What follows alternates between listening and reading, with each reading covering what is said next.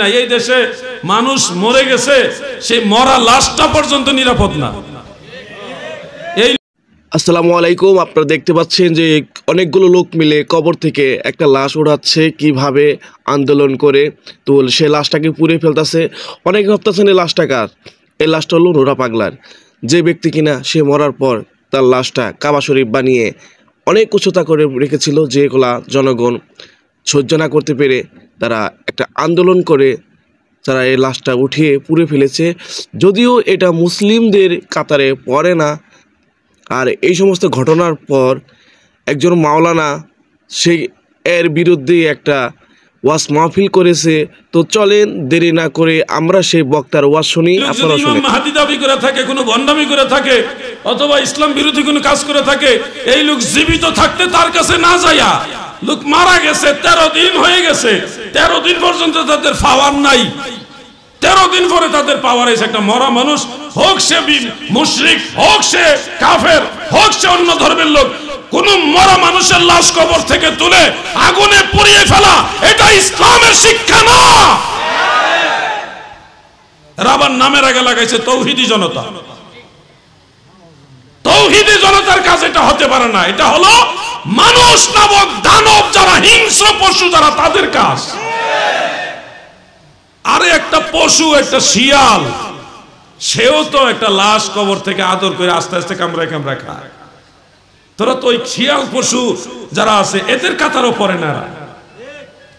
বালহুম আদল উলাইকা কাল আনআম বালহুম আদল, কোরআনের মধ্যে আল্লাহ বলেছে। আপনি বিশ্বাস করবেন, আমি যে বিল্ডিং আমি থাকি, এই বিল্ডিং একজন হিন্দু ভদ্রলোক, সে আবার উগ্রপন্থী হিন্দু না। হিন্দুদের মধ্যে অনেক রকম আছে, সে মুসলমানদেরকে মহব্বত করে, কিন্তু হিন্দু ধর্ম হইলেও সে উগ্রপন্থী না। সে আমার ভাই মাওলানা তামিম বিল্লাহ সাহেবকে বলতেছে, তামিম বিল্লাহ সাহেব, আপনারা তো ইসলাম ধর্মের মধ্যে অনেক ভালো খেদমত করেন, কিন্তু আপনাদের ধর্মের এটা কোন শিক্ষা যে একটা মানুষ মারা গেছে 13-14 দিন পরে তার লাশটা কবর থেকে তুইলা এই আগুন দিয়ে জ্বালাই দিলেন, এই এত বড় একটা নির্মম কাজ আপনারা ইসলাম ধর্মে করেন না, এটা কেমন ধর্ম আপনাদেরটা? কেমন ধর্ম আপনার এটা? ইসলাম ধর্মের ভাবমূর্তি নষ্ট করেছে এরা। আপনি জানেন খ্রিস্টান যারা, ভিন্ন ধর্মের লোক যারা, তারা বলতেছে বাংলাদেশ এমন একটা দেশ, বাংলাদেশ এমন একটা দেশ যেই দেশে মানুষ মারা গেলে সেই মারা যাওয়ার পরে কবর থেকে লাশ তুলে আগুনে পুরো এমন দেশ বাংলাদেশ। তার মানে বাংলাদেশের প্রশংসা করছে না কি? আপনি কি কোন সুনাম করছে? কোথায় গেছে বাংলাদেশের অবস্থান? তৌহিদি জনতা। আরে এরা তো আসলে তৌহিদি জনতা না, এরা ব্যানার লাগাইছে তৌহিদি জনতার, কিন্তু এরা অরিজিনালি হলো ইহুদি জনতা। এরা বাংলাদেশের ইজ্জত নষ্ট করছে, ইসলাম ধর্মকে প্রশ্নবিদ্ধ করছে, ইসলাম ধর্মের সম্মান নিয়ে মানুষকে কথা বলার সুযোগ করে দিচ্ছে।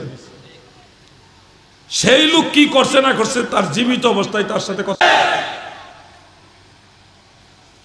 তারা যেই কায়দায় মব সৃষ্টি করে তাদের কায়দা দিয়ে তাদেরকে রুখে দিতে হবে।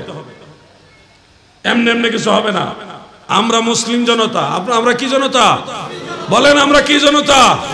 মুসলিম জনতা। আমরা শুধু তৌহিদ মানি এরকম না, আমরা তৌহিদও মানি, রেসালতও মানি। যারা তৌহিদ এবং রেসালত দুইটা মানে তারা হবে মুসলিম জনতা। অতএব এই পরামর্শটা মনে রাখেন। অল্প কথাই বলে গেলাম, আমরা এখন মুসলিম জনতা, রুখে দিতে হবে। যুবক ভাইরা, তোমরা যদি এগুলি রুখে না দাও, তাহলে একদিন কোনো না কোনো কারণ দেখায় তোমাদের কারো উপর আক্রমণ হয়ে যাবে। এগুলি তোমাদের রুখে দিতে হবে। ব্যানার হবে মুসলিম জনতা। কুকুরকে পাশাপাশি কামড় দিতে নেই, কিন্তু কুকুরকে সুযোগ পেলে লাঠি দিয়ে পিটা দিতে হবে। আল্লাহ আমাদের বুঝার তৌফিক দেন, আমিন।